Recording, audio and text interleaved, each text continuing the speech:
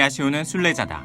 실제의 여정과 신비의 여정을 모두 인도해 주신 하느님과 나눈 친밀한 관계를 보아야 이해할 수 있는 순례자다. 이냐시오가 스스로 말하듯 최우선 관심을 다른 사람을 돕는 일에 두는 동정과 연민이 넘치는 사람이다. 이냐시오를 성격이 거칠고 고압적인 사람으로 희화화하기도 하는데 사실은 그 반대로 대단히 매력적인 성격을 지니고 있었으며 동료를 주님 안의 벗들이라고 부른 사람이다.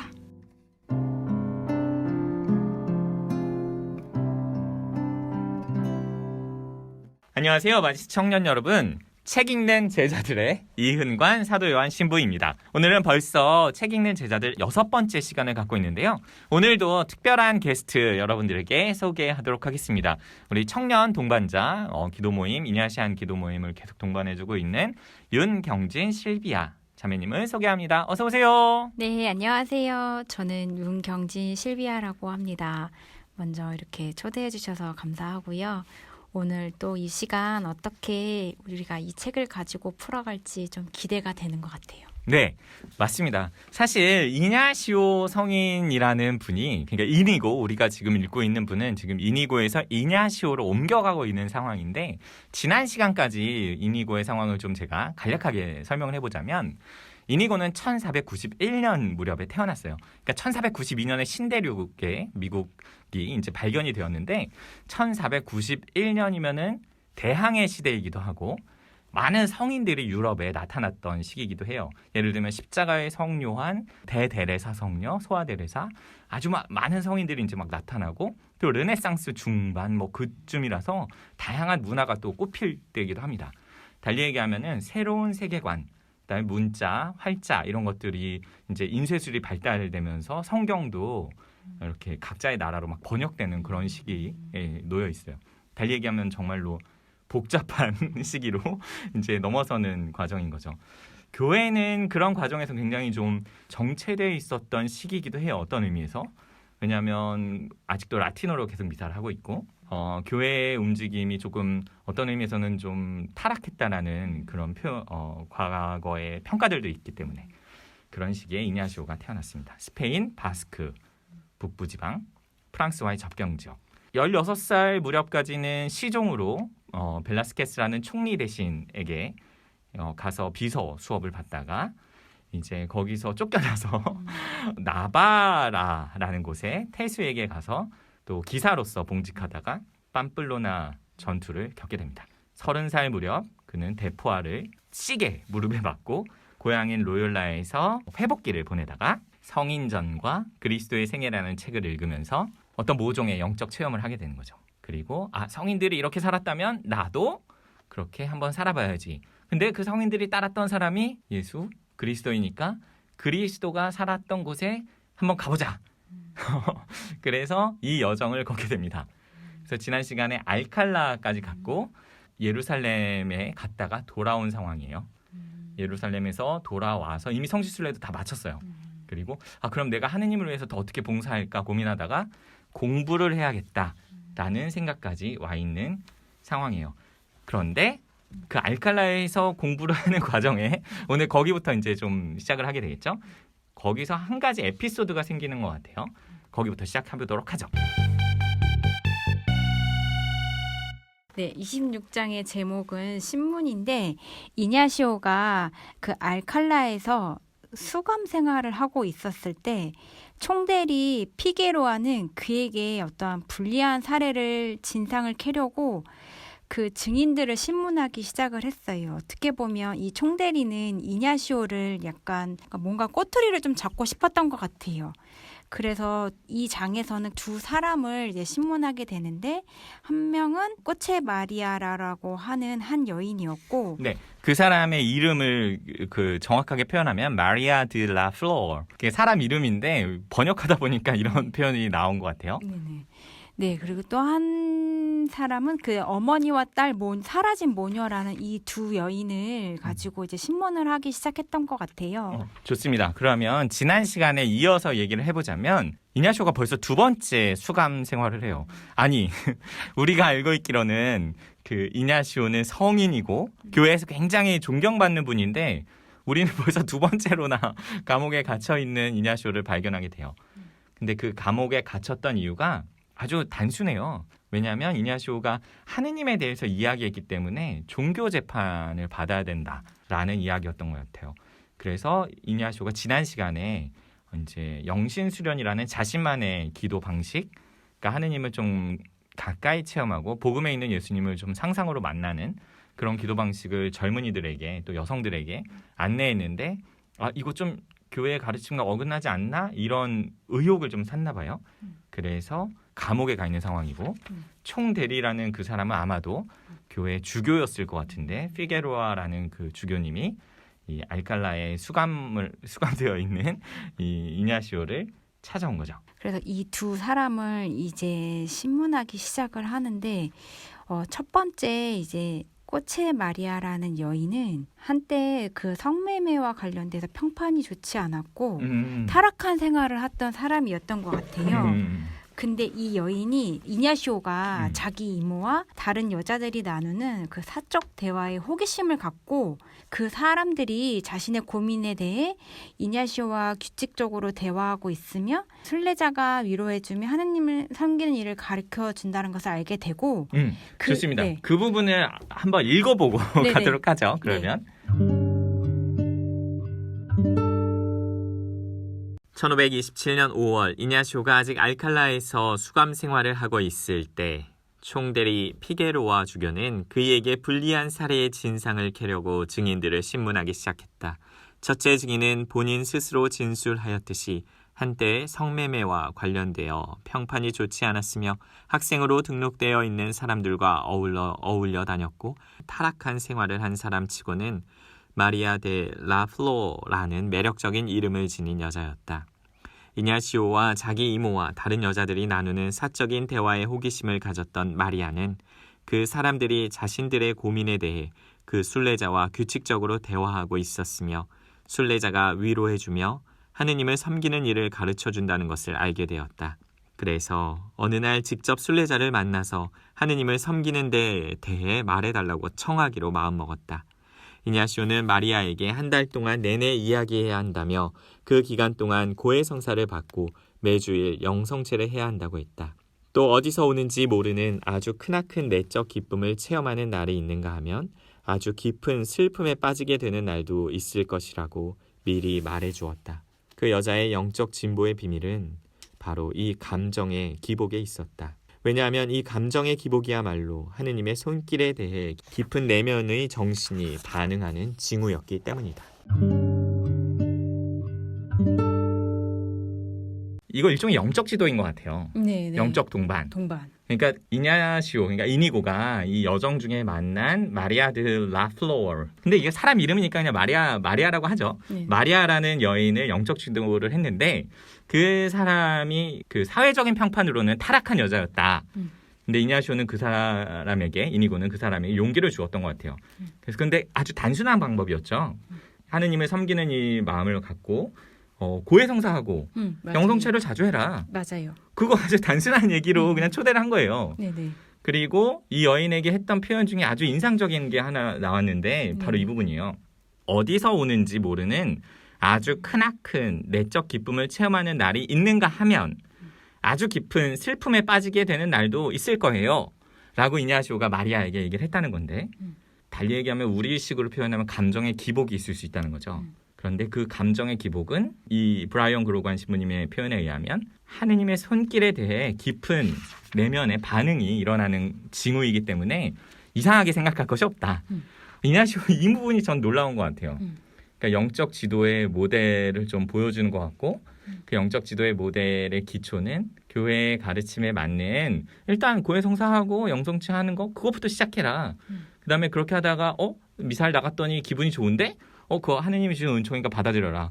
시간이 지나니까 다시 좀 마음이 좀 어두워지는데 그것도 하느님이 너를 돌보고 계시는 신호니까 그럴 때는 다시 더 성당에 나가고 아주 단순하게 하던 일을 멈추지 말고 해라. 이런 거였던 것 같아요. 네네. 그래서 이냐시오는 되게 아주 단순하고 기초적인 것에 충실히 하면서 그 내적 생활의 첫 번째 단계에서 빚어지는 황폐함을 체험하고 있을 때 격려해줬고 또 마리아를 존재 자체로 대해줬다라고 쓰여져 있더라고요. 누군가가 이 사람을 존재 자체로 대해줬다라는 이 체험이 마리아에게는 어떻게 보면 그 요한복음에서 사마리아 여인이 예수님을 만났을 때 그 느낌이지 않았을까라는 게 좀 저는 좀 약간 떠올랐던 것 같아요. 누군가가 나를 존재 자체로 대해준다라는 게 어떻게 보면 이 사람을 다시 살리는 행위지 않았을까. 맞아요. 네. 이냐시오 이니고는 네네. 본인이 지금 까르도네 강가에서의 체험이 있었잖아요. 앞부분에. 음. 그러니까 하느님이 나를 받아들여주는 체험을 아주 깊게 했어요. 자신이 죄인임에도 불구하고.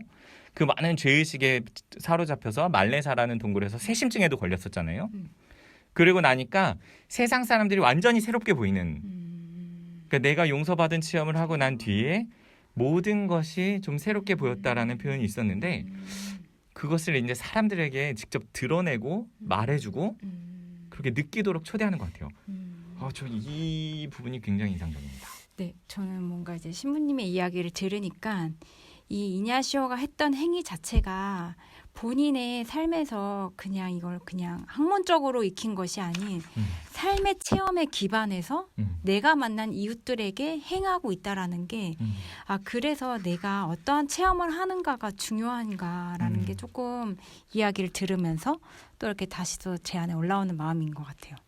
고맙습니다. 아까 어머니와 딸, 모녀 네. 그 에피소드도 잠깐 이야기하고 갈까요? 그 네. 이후에 네. 이냐시오가 어떤 결심을 하게 된 것 같은데. 네. 네. 사실 이 사라진 모녀도 네. 이냐시오를 따르는 여자들 사이에서는 네. 그 어떤 내적 변화에 의해서 그 발작 증세들이 같은 게 이제 나타났는데 이거는 이제 이냐시오는 이와 관련해서 사람들의 삶이 변할 때 내면에서 일어나는 것을 느끼는 내적 저항과 반감의 표출이라고 이제 이야기를 했는데 이 발작 증세를 총대리는 좀 안 좋게 부정적으로 봤던 것 같아요.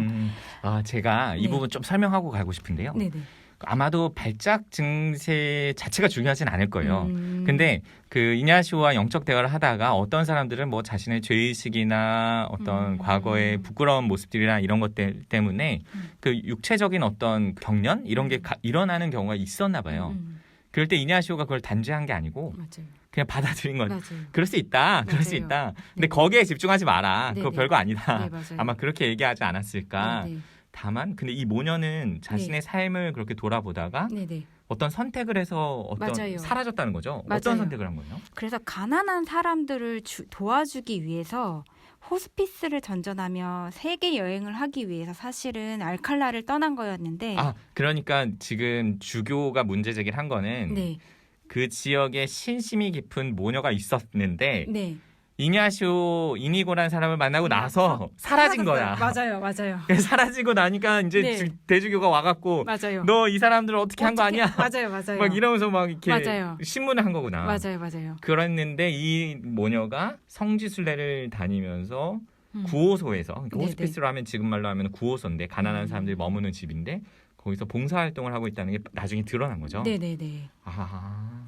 그런 다음에 이냐시오가 어떤 마음을 좀 먹게 되는 것 같은데요. 네. 이 부분 잠깐 읽고 가보죠. 네. 총대리의 의구심이 점점 더 고조되기 시작했다. 그이는 만족스럽다는 듯이 이냐시오의 어깨 위에 손을 얹으며 말했다. 이것이 당신이 수감된 이유였소. 사실 그 모녀는 과부들이었는데 딸은 매우 젊고 매력적이었다. 그 사람들은 상류 계급 사람들로서 성녀 베로니카의 베일이 보관되어 있는 안달루시아 성지를 자기들끼리 걸어서 순례하려고 마음먹었던 것이다. 그 모녀는 길을 가는 내내 구걸했다. 이냐시오는 그 문제에 대해 총대리와 허심탄회하게 이야기하느라 상당한 시간을 소비했다. 사실 그 모녀는 가난한 사람들을 도와주기 위해 호스피스를 전전하며 세계 여행을 하기로 작정했다고 그에게 말했다. 그이는 딸이 매우 젊고 매력적이었기 때문에 알칼라를 떠나지 않고도 아픈 사람들과 가난한 사람들을 방문할 수 있다며 그 계획을 계속해서 만류했다. 그 모녀는 사흘 뒤, 그러니까 없어진 지 6주 만에 다시 나타나서 아무에게도 조언을 구하지 않고 자기들 스스로 성지를 순례했다고 말했다. 가르치는 것을 금지당함. 1527년 6월 초 이냐시오와 동료들은 총대리의 판결을 받았다. 3년 동안 공적으로나 사적으로나 또는 개인이나 단체로 절대로 누구를 가르치는 것을 금지한다는 내용이었다. 이유는 이냐시오와 동료들이 가르친 내용 중에 교의에 어긋나는 내용이 있어서가 아니라 이냐시오가 진술했듯이 회원들이 배운 적이 없었다는 것이다. 이냐시오는 판결이 불만스러웠지만 받아들였다. 네, 그래서 이냐시오, 그러니까 이니고가 어떻게 하면 하느님을 좀 더 구체적으로 깊게 체험할 수 있는가, 혹은 당신의 그 삶 안에 하느님이 어디에서 활동하고 계시는가를 같이 대화를 통해서 좀 나눴던 것 같고, 자신의 기도 방식을 좀 초대했던 것 같아요. 그래서 여러 움직임이 일어난 분들이 좀 있었다는 에피소드가 지금 이 장에서는 좀 드러난 것 같아요. 근데 이냐시오가 그렇게 대주교한테 불리움 받고 신문 받고 감옥에도 2차례나 갇히고 그러면서 뭔가 좀 결심한 것 같아요.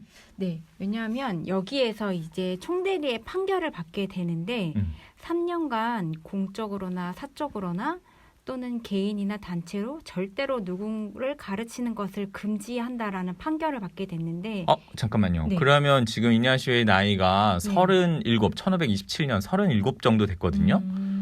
조금 속상했을 것 같은데 왜 그랬을까요? 그러니까요. 근데 그 이유가 조금 되게 황당했던 게 그냥 회원들이 배운 적이 없었다라는 이유였거든요. 아, 여기서 회원들은 네, 이냐시오를 이냐시오와 따랐던 친구들, 알깔라라는 대학에서 지금 공부를 하고 있잖아요. 네네. 거기서 만난 기숙사 학생들일 거예요. 네네. 근데 그들이 지금 공부하고 있는데 배운 적이 없었다고 네네.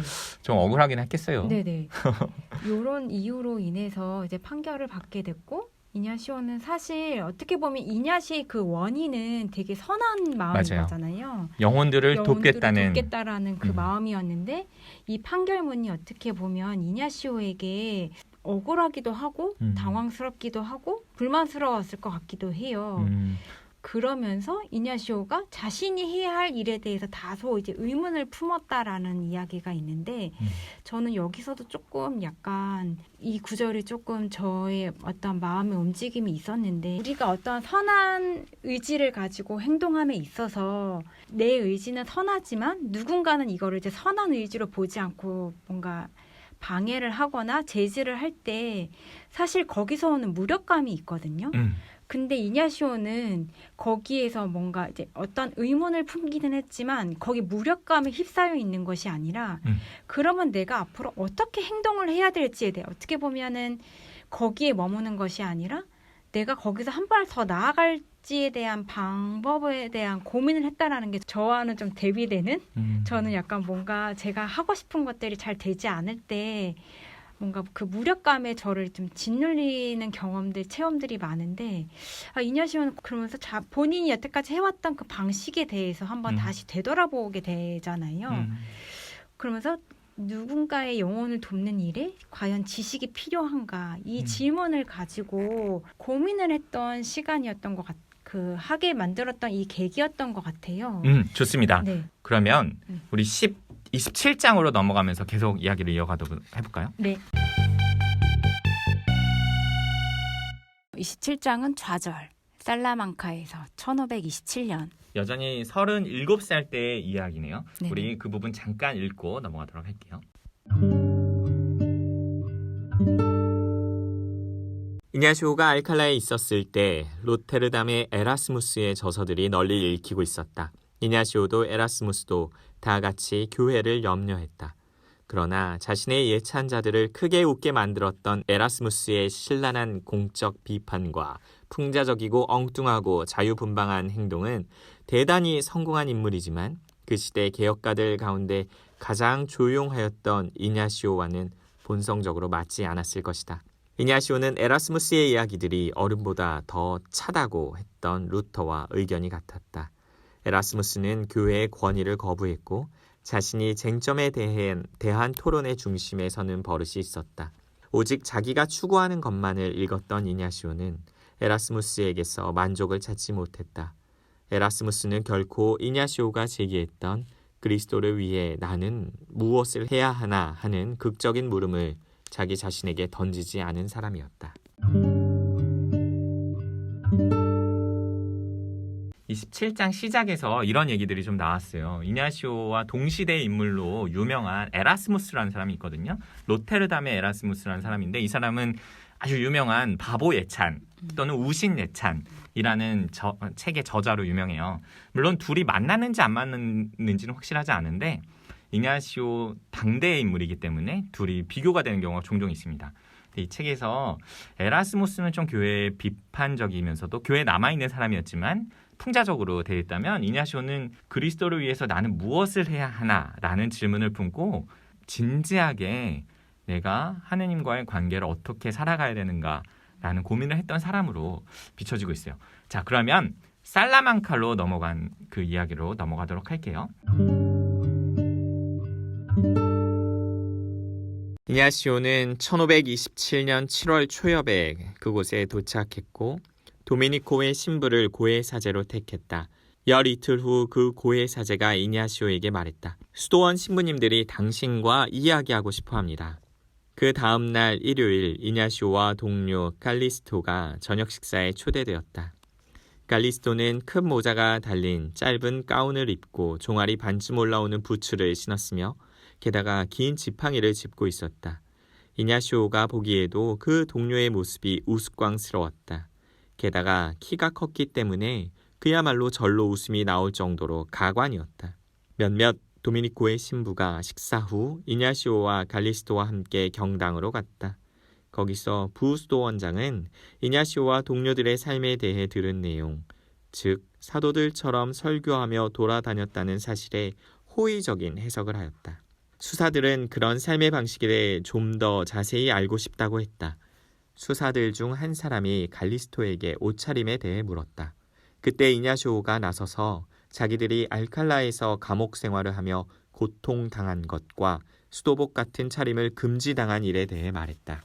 그이는 자신의 학문적 바탕이 빈약하다는 점을 전혀 숨기지 않았으며 자기들의 설교는 못했지만 하느님과 덕행과 악에 대해 이야기했노라 했다. 당신들은 교육을 받지 않은 사람들이지만 덕행과 악에 대해 이야기합니다. 그러므로 당신들은 성령의 권능을 통해 말하고 있는 것이 틀림없습니다. 바로 성령에게서 오는 권능을 우리는 좀 더 알고 싶습니다. 그래서 이냐시오와 갈리스토는 사흘 동안 수도원에 머무르면서 수사들과 이런저런 얘기를 나누었다. 수사들은 이냐시오 문제로 갈리게 되었다. 그런데 공증인이라는 사람이 나타나서는 그 사람들을 감옥으로 끌고 가 족쇄를 채웠다. 그 뒤 나머지 동료들도 감옥에 갇혔다. 이냐시오는 자신의 영신 수련을 조사하라고 넘겨주었다. 그는 22일 동안 구금 생활을 하는 동안 많은 친구들에게 물질적, 정신적 지원을 받았다. 마침내 판결이 났다. 이냐시오와 동료들은 하느님에 관한 일을 계속 말할 수 있으나 대죄와 소죄를 규정 지을 수 없다는 내용이었다. 이냐시오는 살라만카에 있는 동안 그 판결을 받아들이겠지만 재판관들이 그의 입을 막고 있고 그이가 최선을 다해 이웃을 돕는 일을 하지 못하게 한다고 응답했다. 아니 실비야, 네네. 벌써 이냐시오가 네. 세 번째 네. 감옥에 가요. 네, 맞아요. 이번에는 수도원 성당 안에 있는 구금 네네. 시설, 그러니까 네네. 감옥이라기보다는 이것도 좀 그 의견이 분분한데 도미니코의 그 산 에스테반 수도원이라는 곳이에요. 산 에스테반 수도원의 지하에 지금에 가면은 네. 감옥이라고 할 만한 게 없어요. 그리고 거기 이제 우리 예수연들이 가서 물어보면은 여기 예전에 성 이냐시오가 갇혔던 곳이 어딘가요? 이렇게 물어보면은 갇히긴 무슨 소리입니까? 우리는 여기 감옥이 없는데 우리가 손님으로 한대했죠. 이렇게 얘기한다 해요. 근데 자서전을 읽어보면 네. 도미니코 수도원에 그 이단 신문을 받으면서 22일간 구금되었었다라고 적혀 있어요. 그 네네. 지하 감옥이라는 표현이 나오는데 실제로는 지금은 그 감옥이 존재하진 않는 것 같아요. 당시에는 그런 문화가 좀 있었을 거예요. 왜냐하면 네네. 도미닉 고에가 종교 재판을 운영하던 사람들이었거든요. 종교 재판소를. 그러면 이 부분을 읽으면서 어떤 게 좀 인상적이었어요? 이 세 번째 벌써 어떻게 보면 감옥에 갇히게 됐는데 맞아요. 이 세 번째는 약간 조금 이냐시오에게 좀 더 억울했던 것 같아요. 왜냐하면 이냐시오가 이야기하려고 해서 얘기했던 게 아니라 거기에 도미니코의 그 부수도 원장님께서 뭔가 이냐시오의 이야기를 듣고 싶어서 초대를 했고 저녁 식사를 네, 했죠. 저녁 식사를 초대했고 그래서 뭔가 그동안에 이제 이냐시오가 있었던 그 동료들의 삶에 대해서 그 이야기를 했는데 그 이야기를 하다가 감금이 된 거잖아요. 네. 그 이야기의 주제가 뭐였냐면 네. 죄에 대해서 너는 어떻게 생각하느냐? 그리고 그러면 너는 그걸 어떻게 구분하느냐?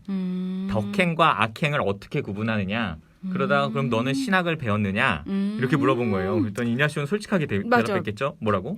안 배웠다고. 배운 게 없다. 배움이 없다고. 네네. 그랬을 때 도미니코 회원들 죄송합니다. 지금의 도미니코 회원들이 아니라 이 책에 나오는 도미니코 회원들이 어떻게 이해했냐면 신학을 배우지 않았는데 덕행과 악행에 대해 이야기하고 있다. 신학을 배우지 않았는데 죄와 소죄와 대죄를 구분하고 있다. 그렇다면 너는 성령으로부터 직접 이야기를 듣는 자가 아니냐? 맞아요. 그렇죠. 네. 그럼 성령으로부터 직접 이야기를 듣는 자들은 교회의 권위에 반해서 미사 전례도 나가지 않고 직접 통교하는 이단적인 행위를 하는 사람들로 유명했어요. 그 당시에. 그 사람들이 우리 앞부분에서도 얘기했지만 알룸 브라더스예요. 요즘 표현으로 하면 뭐 일루미나티 정도 되겠죠. 그래서 이냐시오가 약간 일루미나티가 아니냐 뭐 그런 오해를 최근까지도 받는 게 있는데 사실은 이 맥락을 이해하면 전혀 아니에요. 이냐시오는 단 한 번도 성령과 직접 통교한다 그런 얘기를 한 적이 없어요. 없죠. 전혀 없어요. 네네네. 다만 교회의 가르침에 어긋나는 게 있다면 알려달라고 얘기했어요. 그래서 이때도 22일 동안 구금 생활했지만 네. 어떻게 되죠 결국에는? 결국 그 감옥에서 풀려나서 자신의 삶을 처음부터 다시 시작해야 될 것 같다라는 마음을 먹었던 것 같아요. 그래서 하느님께 그 문제를 의탁하고 어떻게 해야 할지 생각하기 시작했다라고 해요. 이냐시오가 그 30살의 대포를 맞아서 어떻게 보면 그 대포 체험이 이냐시오를 이제 회심하게끔 만들고 지금 여기까지 이끌고 온 거잖아요. 똑같은 문제로 지금 3번이나 감금을 당하면서 이게 어떻게 보면 또 이냐시오에게 또 다른 삶의 방식으로 초대해 주시는 길이 아닐까? 어떻게 이냐시오한테는 이게 좀 억울하고 황당스럽지만 계속 어떻게 보면이 되게 많네요. 우리 계속 네. 어떻게 봐야겠네요. 어떻게 보면 네. 그래서 그 길로 초대해 주시는 어떻게 보면 또 하느님의 방식, 초대의 방식이 아닐까? 약간 이런 생각이 좀 들었어요. 맞습니다. 그래서 이냐시오는 그 판결을 받고 난 다음에 수도에 들어갈 것인지 아니면 공부를 할 것인지에 대해서 식별하게 돼요. 이해했어요. 네. 왜냐하면 수도에 그런 권한이 주어져 있었잖아요. 네네. 도미니코에 네. 종교 재판이나 너가 뭐 조명주의자냐, 그 알룸브라도스로 조명주의자라 그러는데 조명주의자냐, 뭐 그렇게 얘기하니까 아니면은 대주교 피게로와 주교가 얘기했던 것처럼 그런 얘기를 하고 싶으면 신학을 공부해라. 그래서 이냐시오가 정말 식별의 순간에 또 다시 마주하게 된 것 같아요. 네. 그러면 그 이야기를 네. 어떤 선택을 하는지 네. 다음 장에서 또 이야기해 보도록 합시다. 네. 28장 학생 생활 파리에서 1528년부터 1534년까지 그러니까 이냐시오가 38에서 44살이 될 때까지의 이야기 이제 그릴 텐데요. 그 전에 앞부분에 이냐시오가 식별하는 과정, 공부를 선택하는 과정 잠깐 읽고 오도록 할게요. 네. 하지만 이냐시오는 사람들을 돕고 싶어서 공부를 하고 그런 다음 자신이 이미 가지고 있던 같은 욕구로 활기가 넘쳐나는 몇몇 동료를 모으게 된다. 그이는 파리로 공부하러 가고 그동안 동료들은 그이와 합류하게 될 때까지 살라망카에 계속 머무르게 된다. 그리하여 그이는 1528년 1월 혼자 걸어서 파리로 출발하였다. 네, 28장 시작하기 전에 27장의 마지막 부분을 읽고 왔습니다. 그래서 이냐시오는 영혼들을 돕는다는 표현을 계속 썼던 것 같아요. 이웃을 돕는다. 왜냐하면 이웃을 돕는다는 맥락은 성인들이 그렇게 했었기 때문인 것 같기도 하고 이냐시오는 하느님의 사랑이 좀 이웃에게 전해지지 않는 게 어떤 의미가 있을까? 그럼 반드시 전해져야 된다라고 생각했던 것 같아요. 28장도 이제 홀로 걸어서라는 소제목 부분 잠깐 읽고 가도록 하겠습니다. 1528년 초에 파리를 향해 홀로 걸어서 출발했다. 1528년 2월 2일에 파리에 도착했다. 한창 추운 겨울 긴 여행이었다. 이냐시오는 앞서 공부를 너무 서둘러 진전시킨 바람에 자신의 기초적인 지식이 매우 불안정하다는 결론을 내렸다. 그래서 파리 대학에서 라틴어 과정에 등록했다. 이것은 필수 예비 과정으로서 문법, 수사법, 작시법 기술을 습득하는 과정이었다. 이니고가 파리에 갔어요. 거기서 기초적인 공부를 시작했다 그러는데 라틴어?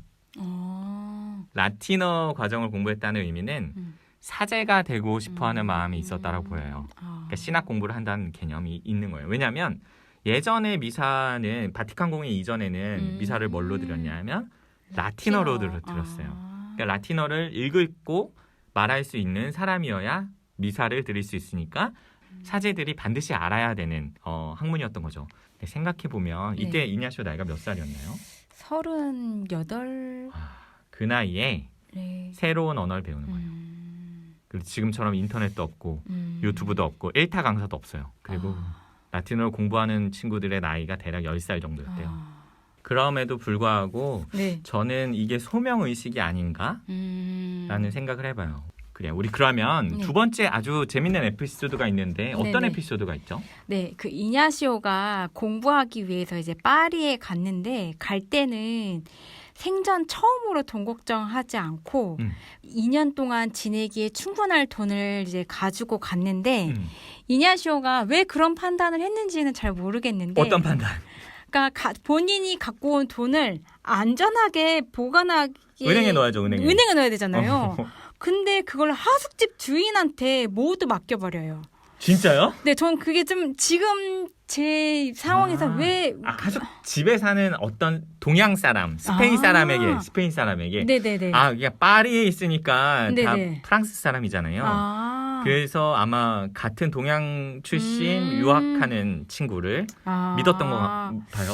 근데 아무리 믿었다 그래도 믿었다라고 해도 그걸 아니면 차라리 그럼 본인이 갖고 있던지. 그렇지. 자기가 그냥 꽁꽁 네, 숨겨서 꽁꽁 밭에 숨겨놔. 숨겨놓든가 하지. 잠깐만. 네. 그리고 아무 일이 안 일어났으면 뭐 적어놓지 않았을 텐데 네, 무슨 일이 맞아요. 일어났나 봐요. 네. 근데 그 스페인 사람이 그 돈을 모두 써버리고 도망가 버려요. 네. 아니 그러면 잠깐만요.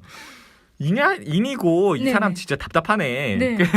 이번에는 사기까지 맞는 거 아니에요? 맞아요. 큰맘 먹고 스페인에서 프랑스까지 공부하러 갔는데 네. 파리까지 갔는데 공부 학비가 완전히 날린 거 아니에요? 네, 맞아요. 그게 무일푼이 되고 말아서. 그러면 나는 완전 좌절했다. 난 진짜 그러면 나 진짜 하느님이고 뭐고 나 진짜 맞아요. 뭔가 만약에 그랬더라면 이건 공부는 내 길이 아닌가 아니다. 보다라고 판단을 하고 공부하는 걸 포기했을 것 같아요. 그런데 네, 이냐시오는 그 파리에서 이제 국어를 하기 시작을 해요. 구걸. 네, 왜냐하면 그러니까 공부할 때 필요한 돈을 구하기 위해서. 잠깐만. 네, 국어를 한다고요? 네네. 공부도 해야 되는데 국어까지. 국어에서 학비를 번다고? 네네. 야, 이게 가능해요? 어쨌든 봅시다. 네. 그래서 어떻게 보면 이 체험이 이냐시오에게는 가난한 학생들의 삶에서 차지하는 어떠한 절망감을 맛보게 했다라고 해요. 우리 그 부분을 잠깐 읽고 가보도록 합시다. 네. 가난한 학생의 불안한 주거 환경. 비록 전형적인 평범한 학생은 아니었지만 생애 처음으로 돈 걱정하지 않고 공부에 전념할 수 있었다. 바르셀로나에서 가져온 돈은 파리에서 2년 동안 지내기에 충분했다. 그이는 그 돈을 안전하게 보관하기 위해 같은 하숙집에 사는 어떤 스페인 사람에게 모두 맡겼다. 그런데 이 사람이 그 돈을 무모하게 다 써버리는 바람에 이냐시오는 파리에 도착한 지 2달 만에 거의 무일푼이 되고 말았다. 이냐시오가 느꼈을 절망감도 좀 이해가 되고요. 한편으로는 그의 의지 이런 것들도 좀 느껴져요. 저 같으면 국어를 하면서까지 공부할 생각 못했을 거예요. 실비아 같으면 어땠을까요? 저도 아마 그 절망감에 빠져서 아무것도 하고 싶지 않았을 것 같아요. 저는. 네.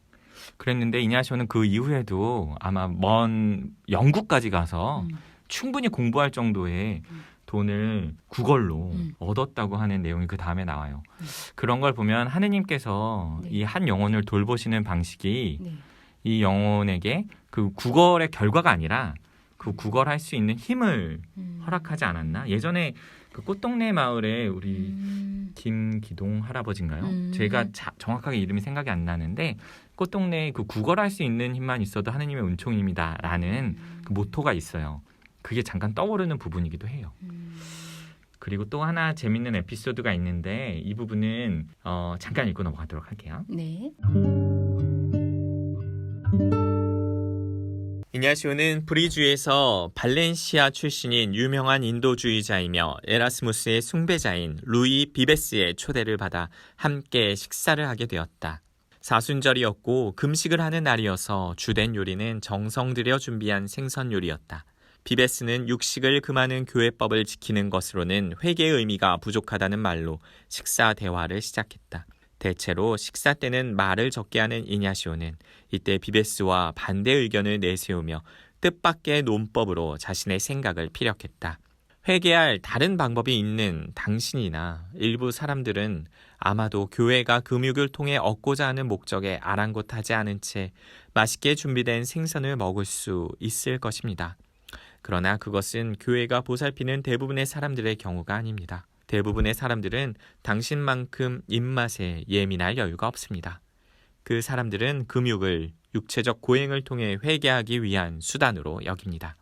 이냐시오는 여기서 비베스의 삶보다는 보통 사람들과 더 가까운 삶을 산 사람으로서 힘겨운 회개에 대해 알고 있는 이름 없는 가난한 사람 같은 인상을 준다. 비베스는 이냐시오를 아주 높이 평가하는 마음을 안고 떠났다. 반면에 이냐시오는 비베스에 대해 좋지 않은 인상을 가지고 떠난 것 같다. 이 부분의 제목은 잘못된 판단인데 이 회심하는 과정에서 이냐시오가 모든 것이 다 아주 완벽한 선택, 완벽한 식별은 아니었던 것 같아요. 그래서 한 인물을 만난 내용이 나오는데 이름이 루이스 비베스. 네. 루이스 비베스라는 사람은 사실 작가예요. 현대에도 이제 그 인터넷 검색하면 나올 수 있을 정도의 사람인데 그 사람을 우연치 않게 만나서 같이 식사할 수 있는 자리가 놓였나 봐요. 근데 그 사람의 의견과 이니고의 의견이 좀 일치하지 않았었나 봐요. 그래서 이니고는 그 사람을 나중에 기억할 때 맞아요. 두 번 다시 만나서 안 되는 사람이다 뭐 이런 식으로 기억을 했는데 이 비베스는 자신의 일기 혹은 기록에 이니고를 만난 체험은 나에게 아주 좋은 체험이었다. 그의 신실함, 그의 태도, 그의 회개하는 마음 이런 것들을 아주 높이 평가했다라고 기록되어 있다 해요. 네. 이니고는 그 이냐시오는 평생 이 내용을 몰랐을 거예요. 맞아요. 그러니 저한테 조금 희망적인 건 성인이 되어가는 과정에서도 완벽하진 않을 수 있구나. 사람에 대한 잘못된 판단도 가능하구나. 이 에피소드는 좀 그런 걸 저에게 전해주는 것 같아요. 재밌는 이야기요. 저는 지금 계속 이야기를 나누면서 이냐시오가 앞으로 나아가게끔 하는 그 원동력이 무엇일까가 좀 궁금한 것 같아요. 왜냐하면 뭔가 사실 요즘 저의 일상은 약간 좀 무력하거든요. 뭔가 코로나 때문에 그래요. 사실은. 맞아요. 뭔가 하고 싶지 않은데 근데 어떻게 보면 이냐시오는 더 절망적인 상황에서도 계속 무언가를 향해 앞으로 나아가고 있다라는 느낌이 들거든요. 그 앞으로 나아가게끔 하는 그 힘, 원동력이 무엇이었을까? 좀 그 부분을 좀 지금 제 삶과 비추어 좀 성찰을 해봤으면 좋겠다라는 마음이 지금 올라오는 것 같아요. 좋은 질문인 것 같고 우리 이 컨텐츠를 듣고 계신 분들도 내 삶을 움직이는 앞으로 나아가게 하는 그 원동력이 무엇인지 한번 질문해 보는 것도 좋고 그런 원동력이 이미 있다면 거기에 감사해 보는 것도 좋은 것 같아요. 좋습니다. 그러면 다음 장으로 넘어가도록 할까요? 네. 1529년 5월과 6월에 이냐시오는 그동안 해오던 국어를 얼마 동안 중단해야 할 처지였다. 그래서 새롭게 생긴 여가 시간을 보완할 방법으로 보통 때보다 더 열심히 영적 대화에 전념하기 시작했다. 그런데 그 대화는 인문과학 교실의 나이 어린 젊은이들과 하는 것도 아니었고 쉬는 시간에 하는 것도 아니었다. 그것은 우수한 학생 3명을 상대로 한 영신수련이었다. 그 3명은 모두 스페인 학생이었다. 각 학생에 대한 그의 영향은 놀라울 정도여서 그 학생들의 행실이 파리 전역에서 대화의 주제가 될 정도로 세 사람의 삶이 근본적으로 바뀌었다. 비난을 받다. 그 학생들의 친구들과 친척들은 이상한 행동을 그만두게 하려고 애썼다. 그런데 말로 타이르는 것이 전혀 먹혀들지 않자 강제로 호스피스에서 끌고 나가버렸다. 이런 사건이 생긴 뒤 두 학생은 자신들의 공부를 마치기로 동의한 후에야 자신들이 살던 방식으로 돌아갈 수 있었다. 그런데 한 학생의 달라진 생활을 보고 생바르브 대학 학장이 화가 머리끝까지 치밀었다. 학장은 모든 사람 앞에서 이냐시오가 자기 학생 한 사람을 미친 사람으로 만들었다고 공개적으로 발표했으며 이냐시오를 학생들을 현혹했다는 죄로 고발했다. 게다가 자기가 그 대학에 부임한 이래 처음으로 그 일을 공개적으로 태형에 처하겠다고 위협했다. 그래서 이냐시오는 자기 동료들의 선택에 대한 책임을 지고 많은 비난과 의심을 받게 되었다. 그이는 1542년 한 편지에서 모든 책임은 내게 있었다고 썼다. 그이가 끼친 영향의 비밀은 무엇이었을까? 모든 비밀은 그이가 말하고 행동한 내용에 있었으며 그이가 그 내용을 말하고 행동한 방법에 있었고 자기 자신을 다른 사람들에게 내어준 방법에 있었다. 이냐시오는 자기 이야기에 귀 기울인 사람들, 곧 자기를 따르게 된 사람들은 물론이고 자기를 박해했던 사람들과 더 나아가 자기가 한 이야기와 사랑한 방법을 이용한 사람들까지도 진지하게 받아주고 진심으로 사랑했다. 29장의 첫 번째 부분을 읽고 왔는데요. 29장의 제목은 영향력 있는 사람, 파리에서 1529년. 네, 아마 1528년부터 34년까지 있었으니까 그 사이에 있었던 에피소드 하나를 이 장은 얘기해주고 있는 것 같은데요. 두 가지 네. 에피소드인 것 같아요. 맞아요, 첫 번째는 맞아요. 첫 번째는 그 이냐시오가 이제 파리에서 공부를 하면서 그 3명을 상대로 영신수련을 에 전념하기 시작을 했어요. 그러면서 어떤 영신수련을 마친 이 세 사람의 삶이 그 예전과는 이제 바뀐 방식으로 변화된 모습을 보고 그 대학 학장이 화가 나서 이냐시오가 자기 학생 한 사람을 미친 사람으로 만들었다고 공개적으로 발표하고 이냐시오를 학생들을 현혹했다는 죄로 또 고발을 하게 돼요. 잠깐만요. 지금 고발 몇 번째예요? 지금 우리가 이해하는 걸로만 4번째는 넘는 것 같아요. 네, 맞아요. 18에서 19 된 사람들이 한참 큰형인 이냐시오에게 어떤 영향을 받았냐면 그가 경건하게 기도하고 자신의 삶을 굉장히 유쾌하게 살아가고 봉사활동도 열심히 하는 걸 보고 형 왜 그렇게 살아요? 라고 물어봤을 거예요. 그때 이냐시오 너네 내가 왜 그렇게 사냐면 나는 성인들도 좋고 예수님도 좋기 때문이야. 라고 처음에 단순하게 얘기했을 거예요. 형 그러면 우리에게도 방식을 좀 안내해 줄래요? 이렇게 누군가 물어봤을 거예요. 네네. 그리고 그러면 이렇게 하면 돼. 하루의 삶을 성찰해보고 거기서 기쁜 일들을 하느님께 좀 감사를 드리고 그 다음에 거기서 죄의식 같은 게 일어난다면 주말에 성당 가서 고해성사하고 매주 빠지지 말고 영성체 하는 거 계속 해보렴. 그 다음에 또 얘기하자. 형 저 그렇게 다 했는데요. 그러면 이번에는 복음을 좀 잘 묵상해보자. 예수님이 이렇게 살았는데 그때 예수님 마음은 어땠을까? 그러면서 이냐시오가 매일 이렇게 그 친구들과 영적 대화 아마 영신 수련을 했을 거예요. 그리고 났더니 이 친구들이 어떤 마음을 먹게 됐냐면 저 예수님처럼 살고 싶어요 한 거예요. 근데 이냐시오가 처음 했던 거랑 비슷해요. 그러니까 샌들 신고 거적대기 입고 그렇게 다니니까 학장이 딱 보고는 아이고 얘네 미쳤다. 그리고 나서 이냐시오가 엄청 비난을 받게 된 거예요. 그럼 네. 두 번째 에피소드 한번 볼까요? 네, 두 번째 에피소드는 저희가 그 앞장에서 이야기했던 이냐시오가 이제 파리에 공부하기 위해서 갖고 왔던 돈을 홀라당 홀라당 갖고 다 쓰고 도망간 그 그 스페인의 사람을 만나게 돼요. 잠깐만 네네. 그 부분을 그럼 읽고 가봅시다. 네. 예를 들어 그이가 파리에 처음 도착해서 한 2년은 편안히 지낼 수 있는 돈을 맡겼던 스페인 사람이 돈을 가지고 도망가 모두 써버린 경우를 보자. 그 사람은 어느 날 파리에서 사라졌는데 그이가 스페인으로 돌아가고 있다는 소식이 들렸다. 어쨌든 그 사람은 고향길에 오르기로 결심하고 루앵으로 갔다. 그런데 그곳에서 병이 나고 말았다. 그 사람은 이냐시오에게 편지를 써서 자기의 상황과 자기에게 필요한 것을 알렸다. 그러자 젊은 시절 아무도 미워해 본 적이 없는 이냐시오는 너그러운 마음으로 그 경솔한 젊은이를 용서했을 뿐만 아니라 그 이를 방문하여 돕기 위해 길을 떠날 계획을 세웠다. 다음날 아침 이냐시오는 결심을 실천으로 옮기기 위해 아주 일찍 일어났다. 그런데 옷을 입고 있을 때 갑자기 그 생각에 강력히 반발하는 감정이 밀려들면서 거의 무기력한 상태에 빠지고 말았다. 하지만 그러한 반감에 맞서 싸우면서 동이 틀 무렵 호스피스를 나서서 여행을 시작했다. 그리고 하느님과 큰 소리로 대화를 시작한 그이에게 크나큰 기쁨과 영적 위로가 찾아들었다. 첫날 저녁 이냐시오는 호스피스에서 한 불쌍한 거린과 함께 땅바닥에서 누워 잤다. 다음날 밤에는 건초 창고에 쉴 자리를 마련했다. 3일째 되는 날에는 계획한 대로 아무것도 먹지도 마시지도 않고 맨발로 루앙에 도착했다. 분명 강철 같은 의지력을 지닌 이 사람은 자신에게 대단히 엄격한 사람이었다. 그이는 도움이 필요한 사람들을 찾아 나섰던 중세의 그 흔한 기사들의 화신이었다. 그이는 3일 동안 150km를 아무것도 먹지도 마시지도 않고 갈 수 있었다. 이것은 육상 선수에게서나 있을 법한 놀라운 기록이었다.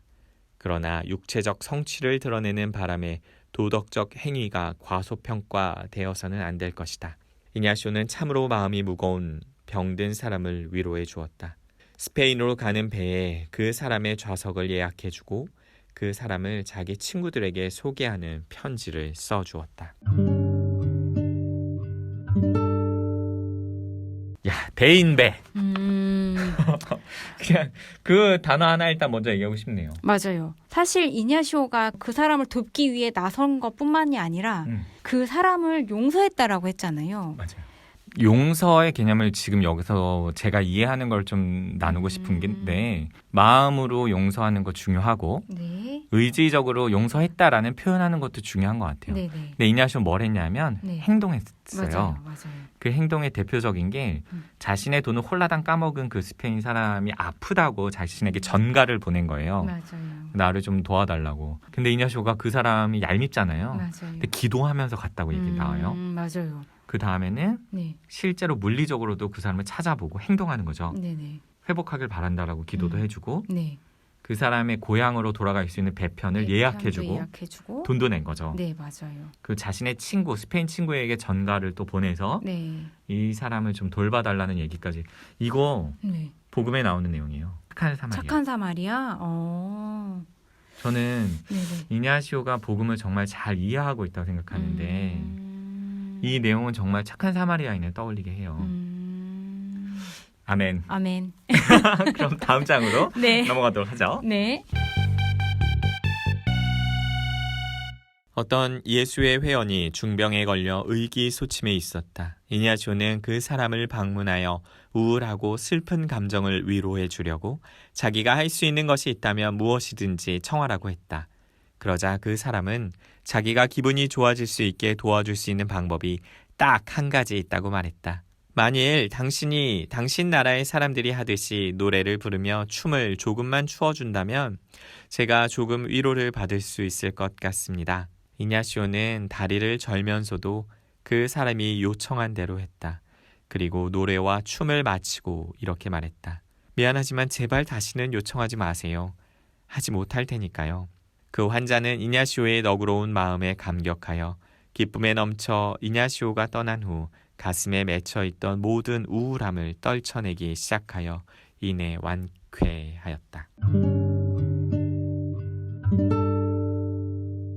실비야, 네. 30장의 공부와 활동 파리에서 1528년에서 1534년 이 부분의 첫 번째 에피소드로 사실은 그 이냐시오의 성격을 좀 드러내는 장면이 하나 나오는 것을 제가 읽어드렸는데요.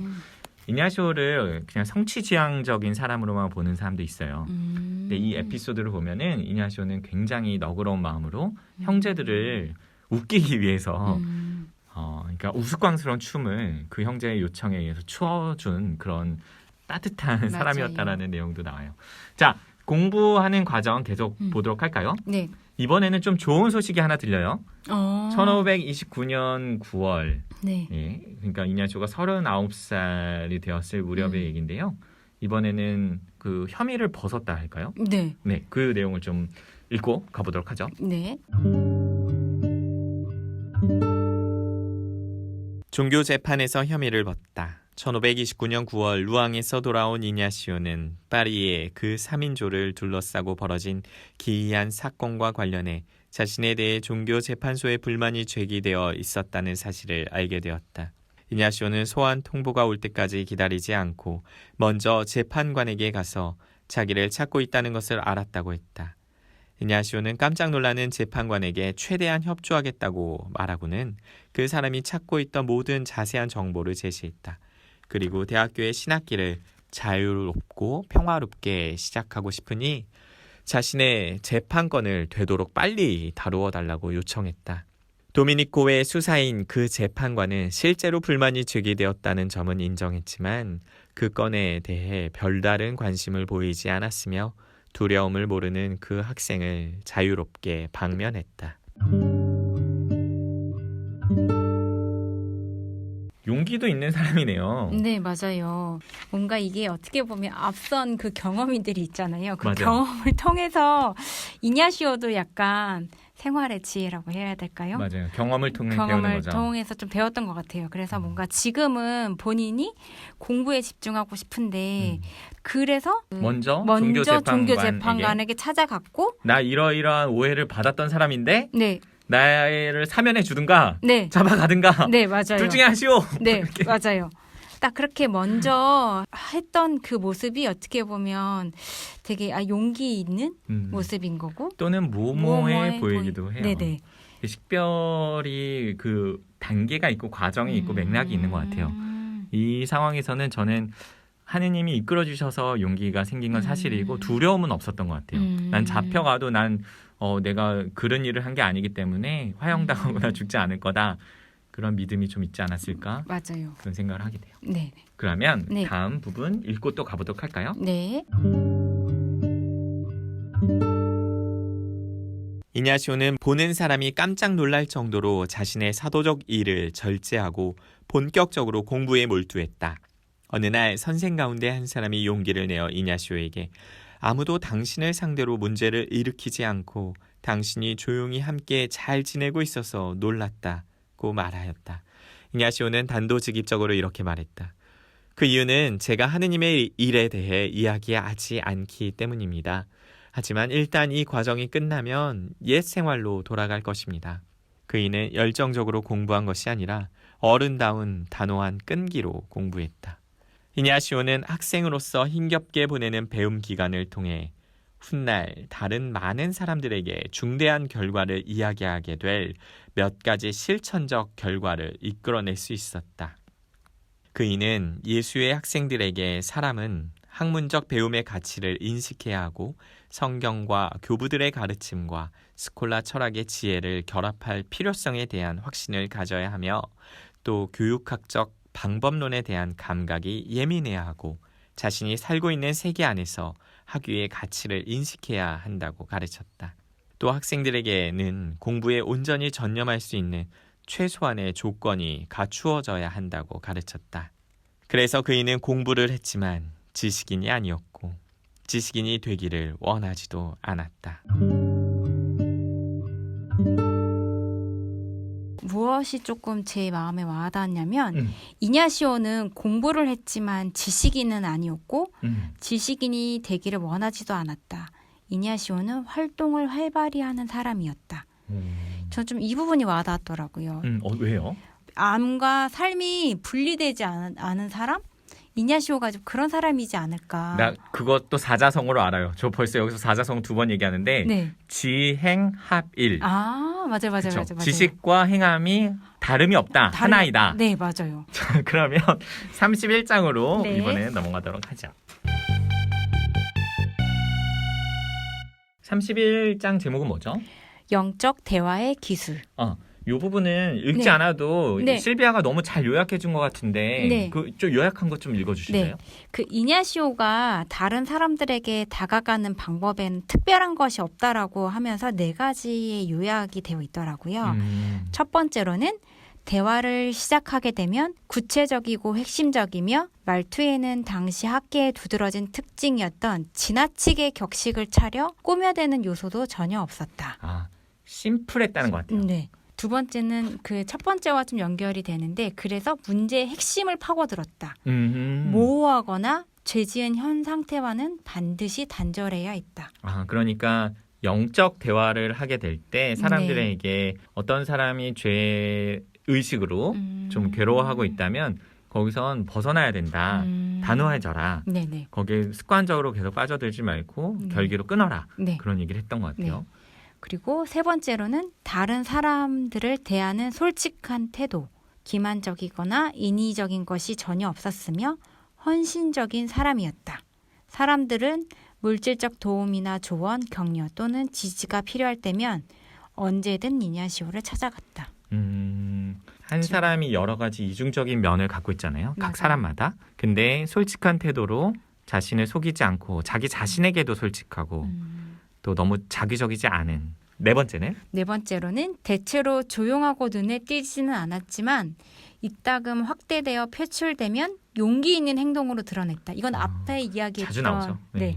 이게 좀 연결이 되는 것 같아요. 용기 있는 행동. 맞아요. 오늘 벌써 홀로 걸어서 그 실비아와 하는 마지막 시간인데요. 네. 실비아가 이 책을 네. 젊은이들 또는 네, 네. 이 독자들에게 추천한다면 네. 한 가지 이유를 얘기해 줄 수 있을까요? 사실 우리 시대에 살아가는 젊은이들이 일상에서 겪는 많은 어려움이 있을 것 같거든요. 엄청 많죠. 엄청 많잖아요. 근데 집값도 너무 비싸고 취업도 잘 안 되고 잘 안 되고 연애를 하고 싶어도 주변에 내 주변에는 왜 이렇게 사람이 없는지 모르겠고. 네. 근데 좀 어떻게 하면 내가 그 당면한 문제를 가지고 앞으로 나아갈지에 대한 고민을 갖고 있는 청년들에게 이 책을 통해서 좀 위로와 희망을 좀 갖기를 바라는 마음으로. 네. 고마워요, 실비아. 제가 생각할 때 느낄 때 네. 우리 이니고에서 시작했는데 어느덧 우리가 이냐시오를 이냐시오로 부르고 있어요. 네네. 실제로 파리에서부터는 네. 이냐시오가 스스로를 네. 이냐시오라고 소개해요. 어떤 변화가 더 많이 일어난 것 같아요. 그래서 저희도 벌써 6번째 이 그 홀로걸어서를 읽고 있는데 어느덧 이니고가 이냐시오로 우리 안에 좀 자리 잡고 있지 않나? 그리고 앞으로 나아가는 어떤 원동력을 하느님의 손길이라고 표현했던 것 같아요. 그 손길에 계속 응답하면서 그리고 그 손길을 놓치지 않고 잡아가면서 나아간 이야기. 우리 다음 시간이 1부 마지막 시간이거든요. 그래서 다음 시간에는 아마도 박병훈 예로니모 수사님이 오실 텐데 우리 그때를 또 기대하면서 오늘은 녹음은 여기서 마치도록 할게요. 네. 실비아 함께 해주셔서 고맙습니다. 네, 초대해 주셔서 감사합니다. 네, 여러분 그러면 다음 시간에 만나요. 안녕. 안녕.